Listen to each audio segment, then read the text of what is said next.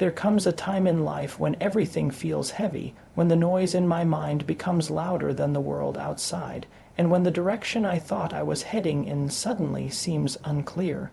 In those moments, I realize the importance of stopping, stepping back, and recognizing that I need to reset. It's not weakness, it's awareness. Life has a way of piling responsibilities, expectations, and emotions on top of each other, like layers of dust that cloud my vision. Over time, without noticing, I become overwhelmed, distracted, and exhausted, not just physically, but emotionally and mentally as well.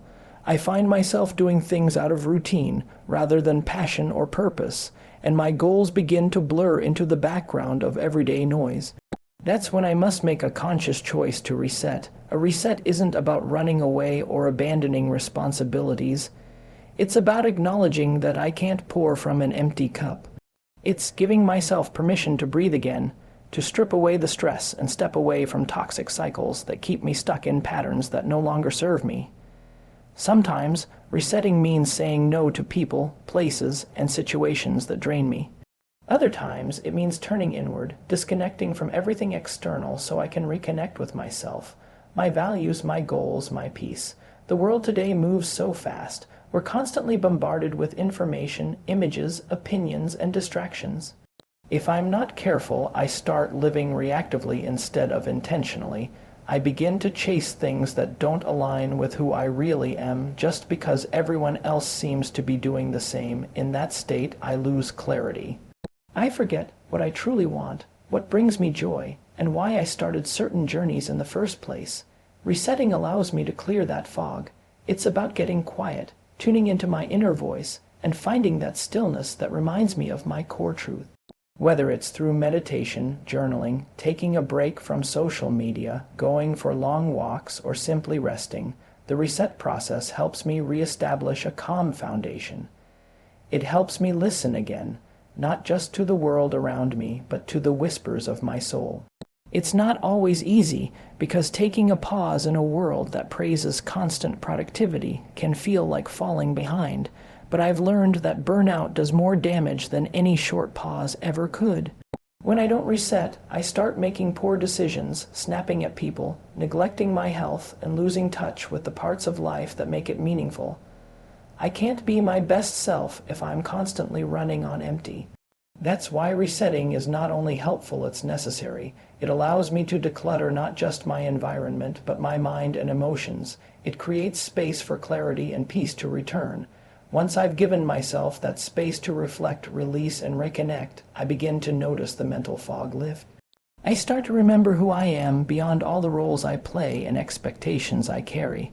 I remember that it's okay to pause, to change direction, to admit when something isn't working. I remember that progress isn't always about moving forward. It's also about knowing when to stop and regroup. And in that pause, in that sacred stillness of the reset, I plant the seeds of something new. I begin to feel lighter, more grounded, and more in control, not of everything, but of myself, and that's the power of a reset. It empowers me to take ownership of my time, energy, and choices. It gives me the courage to stop going through the motions and to start living with intention again. Most of all, it reminds me that no matter how far I feel from where I want to be, I can always find my way back through clarity, care, and conscious effort. So when I say I must reset, I'm not giving up. I'm preparing to begin again, stronger, wiser, and more aligned than before.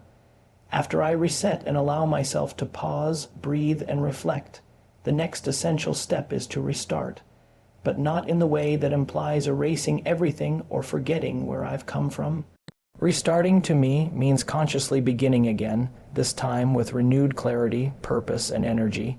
It's an intentional return to action after a necessary break, and it requires courage. There's something vulnerable about trying again, especially after a setback or a season of burnout. I carry the weight of previous disappointments, failures, and fears, and yet I choose to rise again. Not because I have to, but because I want to. Restarting is my act of defiance against doubt.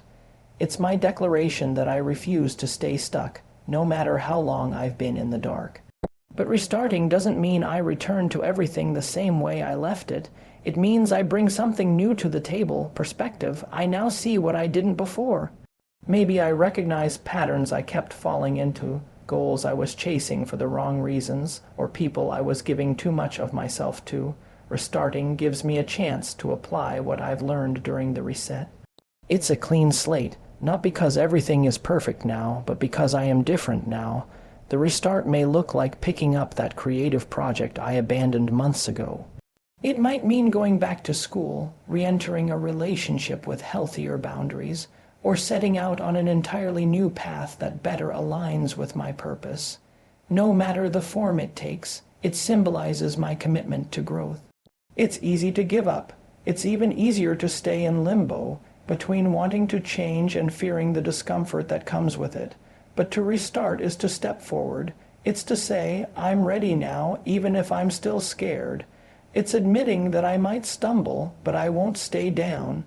And that level of honesty with myself is powerful. When I restart, I also redefine success. Before, I might have measured it through external achievements, comparisons, or timelines set by society.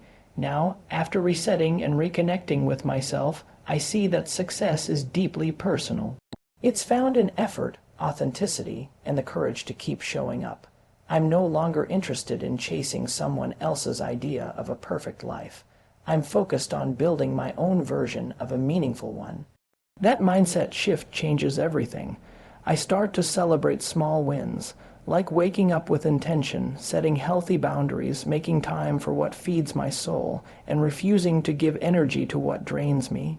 Those things may not be glamorous, but they're transformational. Restarting also teaches me patience. It reminds me that growth takes time and that rushing the process only leads to burnout again. I no longer pressure myself to have it all figured out overnight. I know that every day I choose to keep going, even if the progress is slow. I'm honoring my commitment to myself. I become more forgiving with my missteps, more open to feedback, and more in tune with what I need to thrive. And while restarting may feel unfamiliar or even awkward at first, like learning to walk again after being still for so long, I find that every small step rebuilds my confidence. Eventually, momentum picks up. I begin to find rhythm in my routines again, joy in the work I once felt distant from, and inspiration in places I had stopped noticing. I surround myself with people who uplift me, habits that support me, and choices that reflect who I'm becoming, not who I used to be. Every time I restart, I get closer to a life that feels real, honest, and fulfilling. I understand now that life is not linear. It's filled with stops and starts, losses and breakthroughs, endings and new beginnings. And that's okay. The restart is not a sign that I've failed. It's proof that I'm still trying, that I'm still evolving, that I care enough about my future to keep investing in it, no matter how many times I've had to start over. With each restart, I collect more wisdom, resilience, and confidence. I grow stronger, not because I never fall, but because I always find a way to stand again, and that, more than anything, is what gives my journey meaning. After resetting my mind and restarting my journey with renewed energy, the final and perhaps most critical part of the process is to refocus. This is where everything comes into alignment, where I take all the clarity gained from the reset and the determination formed in the restart and direct it toward what truly matters. In today's fast-paced world, distraction is constant. There's always another notification, another opinion, another expectation pulling me in a dozen directions at once. Without focus, I risk scattering my energy too thin, pouring myself into things that feel urgent but aren't actually important. Refocusing means I take a deliberate pause to ask myself, what am I really working toward? What are my top priorities, not just in the eyes of others, but in the quiet space where my values live? Refocusing isn't about doing more, it's about doing less, but with more intention. I start by filtering out the noise, which often means saying no to things I once said yes to out of guilt or habit. It might mean stepping away from certain people, responsibilities, or even mindsets that no longer serve the person I'm becoming. I realize that every yes I give out of obligation steals time from the yes I owe myself and my deepest goals, so refocusing becomes a form of self-respect. It's how I honor my time, my gifts, and my vision. It's how I ensure I'm not just busy, but actually moving in the direction that leads to fulfillment. Refocusing also involves revisiting the why behind my actions. When I get caught up in daily routines, it's easy to forget why I started something in the first place. I might begin a project with passion, but over time, stress and pressure can cause me to drift off course. Refocusing helps me recalibrate. It brings me back to my original purpose, or helps me discover a new one if the old no longer fits. I ask myself, am I doing this for validation or because it aligns with who I want to be? Am I moving from fear or from love? These questions guide me back to a path that feels genuine and grounded. And when I'm truly focused, I feel a different kind of energy, not frantic or rushed, but clear, calm, and determined. I start to notice the difference between what demands my attention and what truly deserves it. I stop reacting and start responding. I stop chasing and start choosing. Refocusing also means being realistic. It's not about achieving perfection, but progress. I recognize that I can't do everything at once, and that's okay. Instead of spreading myself too thin, I zero in on a few meaningful goals and give them my full effort.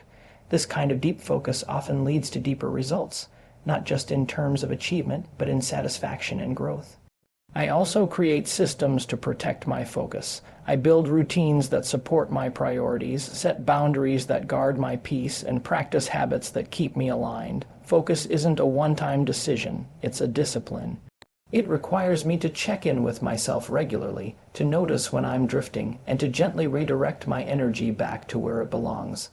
There are days when distractions will win, when I'll fall back into old patterns, and when clarity feels out of reach. But I don't beat myself up for that. Instead, I remind myself that refocusing is always available to me. I can come back to my center at any moment, no matter how far I've strayed. That's the beauty of it. Refocus isn't about being perfect, it's about being present.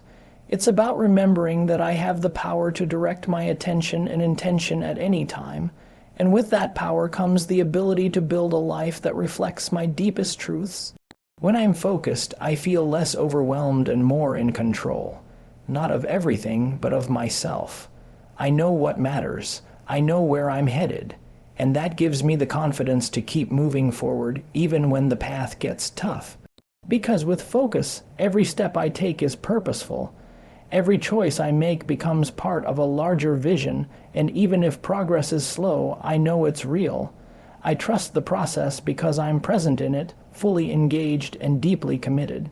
Refocusing is how I turn intention into action and action into impact. It's how I make sure that my life isn't just happening to me, but being shaped by me, consciously and courageously. This entire journey, resetting, restarting, and refocusing, is not a one-time process, but rather a cycle I return to again and again throughout life. It's something I've come to accept as not only necessary, but healthy. Growth isn't linear, and neither is healing, motivation, or clarity.